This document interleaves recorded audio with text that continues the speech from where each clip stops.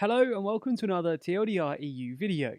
With the coronavirus pandemic diverting the attention of governments, businesses, and people worldwide, it's no surprise that the Brexit negotiations haven't really surfaced in the past few months. Until now. Well, we also covered it on the UK channel yesterday, but you get what I'm saying. Regardless, with both sides now committed to an accelerated, intensified timetable, we thought it would be time to revisit some of our early videos on the matter of what exactly the future holds for the UK and EU. So in this video, we'll be taking a look at whether the EU may actually be stronger without the UK as a member state, or if it will end up collapsing. Just a quick shout out to our new book, Brexit the Colouring Book. Our book takes you through 15 key moments from the Brexit process, letting you colour the images, as well as reading exactly what happened from beginning to end. Not only is this a colouring book and a nice timeline of the process, but everyone who buys it gets access to an exclusive TLDR video. So even if you're not into colouring, you can support the channel, get yourself a timeline of the process and an exclusive video. Also, for a limited time, we're offering serious introductory discounts, and a link to the store can be found below. We've worked so hard on this book, so a huge thanks for your support. For many, the UK was never really seen as the best behaved member state. From the very first referendum back in 1975, the Schengen and Euro opt-outs, to David Cameron's renegotiations and so-called special status, there's always been a bit of underlying tension between the UK and the European project. In the eyes of some, the European Union was and still is transforming into a superstate that the UK shouldn't be part of, ultimately leading to Cameron's special status to explicitly sign the UK out of the ever closer union ambition written into Europe's treaties. So with the UK now out of the EU, and the matter of a future relationship a question of when, not if, what could the future hold for a UK-free EU? While COVID might have diverted some attention away from Brexit, it also offers a good place to start looking at the future of Europe. We've talked about this a lot on this channel now, about what Europe is doing to tackle the virus and its economic implications, with one of the most significant developments being the sheer size and scale of the proposed rescue and recovery plans. From France and Germany's €500 billion recovery fund to the European Commission's proposal in the region of €750 billion, with both proposals having a significant proportion, if not all of the allocated money, being dispensed away as grants, a major change from just a few years ago when the UK vetoed an EU-wide treaty change designed to help tackle the Eurozone crisis. Although distinctions have to be made between the Eurozone crisis and the coronavirus pandemic, it's clear to see that the EU27 are deploying a new sense of unity and solidarity. The extent to which this is down to a lack of a UK voice on the table is anyone's guess. That's not to say that unity is set in stone. The UK's departure has ultimately set the bar for a country leaving the European Union. Article 50 has always been theoretically available, but for many countries disassociated with Europe, the process came with too many risks and unknowns.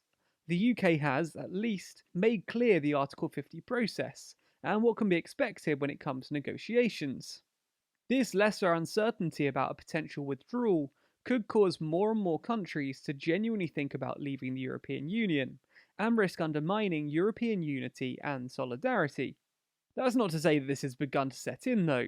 According to the European Parliament's Public Opinion Monitoring Unit, even in a country that's thought of as slightly Eurosceptic like Italy, only a third of Italians think that it will be better to exit the EU and Eurozone, and a relative majority of 48% believe the opposite.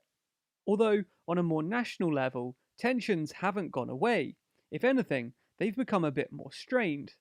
Circling back to the COVID recovery packages, the so-called Frugal Four of Austria, Denmark, the Netherlands and Sweden are earnestly and consistently fighting against any measures that would cause the EU to in effect become a transfer union and lead to fiscal transfers to the likes of Italy, Portugal and Greece.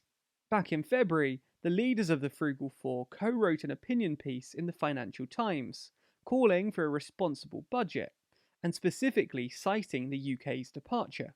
Standing up for common values does not have a price tag, And the single market, a considerable driver of European competitiveness, is not a costly endeavour. We must also consider that the UK, a large contributor to the EU budget, has now left the bloc. Now that we have a smaller union of 27 member states, we simply have to cut our coat according to the cloth. The responsible approach to this situation is to prioritise in the interests of our taxpayers. And in May, the Frugal Four preemptively rejected the notion of grants in France and Germany, as well as the European Commission's proposal for a recovery fund, instead proposing a solely loans-based emergency fund.